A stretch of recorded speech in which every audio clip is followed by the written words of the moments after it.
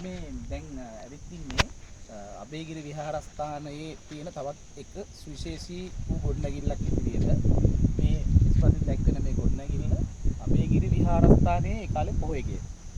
ඒ කියන්නේ භික්ෂුන් වහන්සේලා විනය කර්ම පොහොය කර්ම කරපු ගොඩනැගිල්ල තුන තමයි මේක හඳුනගෙන තියෙන්නේ. ඒකට අවශ්‍ය කරන පුරාවිද්‍යාත්මක සාධක මේ පසුපසී ගොඩනැගිල්ලේ අපිට දාන්න බලන්න පුළුවනි. ඒකේ වර්තමාන වැදගත්කම අපිට තියෙන්නේ මෙන්න මේ ඔබට පෙනෙන මුරගල. මේක නාගරාක්ෂ මුරගලක් කියලා අපි කියන්නේ.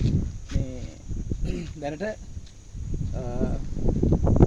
මුරගලේ විකාශය යටින් ගත්තොත් එහෙම මේකේ ඉතිරි වෙලා තියෙන අපිට දැක ගන්න පුළුවන් මුරගල අතරින් කැටයම් ලස්සනට ඉතිරි වෙලා තියෙන හොඳම මුරගල විදිහට තමයි අපිට දැනට මේක හඳුනා ගන්න පුළුවන්.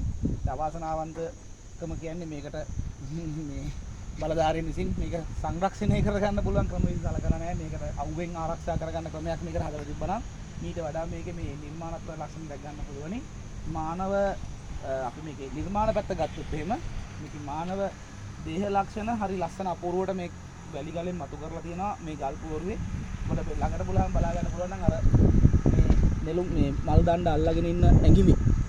එතකොට දකුණු අත වම් අත උඩ තියෙන ඒ කලයේ බර ඒ අතට ගැඹුරු දරා ගන්න පුළුවන් ඒ විදිහ ඒ සම්පූර්ණම කළු ගලෙන් දක්වලා තියෙනවා. මේවා කලා චිත්‍ර පැත්තට දැන් ලංකාවේ කලාව හදාරන කෙනෙකුට මුරගල සුවිශේෂී නිර්මාණයක් කියලා කියන්න පුළුවනි.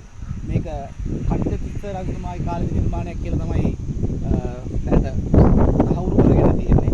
කොහොමත් අබේගිරි විහාරස්ථානයේ තියෙන තවත් එක සුවිශේෂී නිර්මාණයක් තමයි මේ රත්නපාසාදය කියලා අපි හඳුන්වන ගොඩනැගිල්ල අබේගිරියේ පොහොය ගෙය. ඒක විශාල අලත්වය ගැන අපිට ලොකු අයිඩියා එකක් හිතන්න පුළුවනි. අර දෙපැත්තේ මේ කණුවල උඩ ඔබට පේනවා ඒ කණුවල තියෙන කම්පිලිය කොටස ඒ ඉදිරි يعني ඉස්සර කාලේ මේක ලී වලින් දැවයෙන් සකස් කරලා තියෙන්න ඇති කියලා තමයි විශ්වාස කරන්නේ. ඒ දැව කොටස් රඳවලා තිබිච්ච කණු කප්පිලි කොටස් තමයි දැන් ඉතිරි වෙලා තියෙන්නේ. ඒක හිතා ගන්න පුළුවනි මේකත් අනුරාධපුර මහා විහාරයේ පොහොය ගේ කියලා අපි හඳුනන ලෝවා මහා පාය වගේම විශාල නොවුණා විශාල ප්‍රදේශයක පැතිරී නොවුණත් විශාල උසකට මේ ගොඩනැගිලා තියෙන්න ඇති කියන්න නුවරදුවාම හිතන්න පුළුවන් සාධක මේකේ තියෙනවා.